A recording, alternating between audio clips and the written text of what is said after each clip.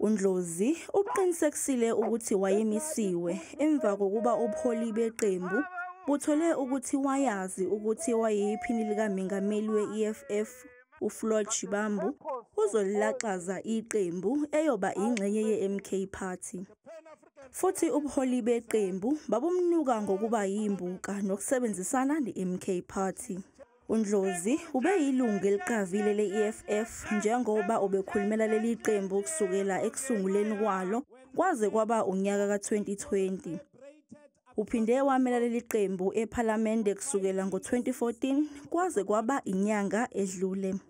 EPhalamende uNdlozi uzokhumbuleka njengelungu elibelihlezi lizwakalisa ukuphawula ngokuqhubekayo.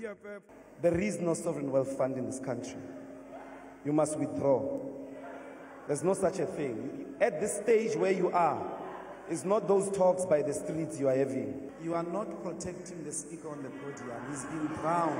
I've just done that. Because people are losing their heads here. I don't know. Honorable you lost votes, now you are losing heads. Listen to the honorable judge. Honorable Ndlozi. Discipline. Ubebuye abe namanqoko uma isishubile inkulumo ngesihloko ezithinta izwe ePhalamende. Honorable member, this is not a perfect wedding. On what rule are you rising? On what rule? Honorable Ndlozi, take your seat. Chairman Card. Buya ngapha. Take your seat. Buya ngapha. Take your seat. You are seated in the wrong side. The point of order, Honorable Ndlozi. Speaker, I wanted to check if it's parliamentary for Honorable Mantashe to put the wrong button in the wrong... Order, Honorable members. Order.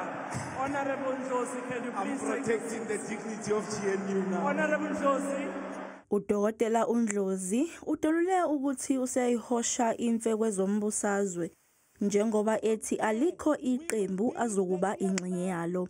Echitha amahlebezi athi kungenzeka abe ingxenye ye-MK Party. All our people, we are going to build the EFF. My last message is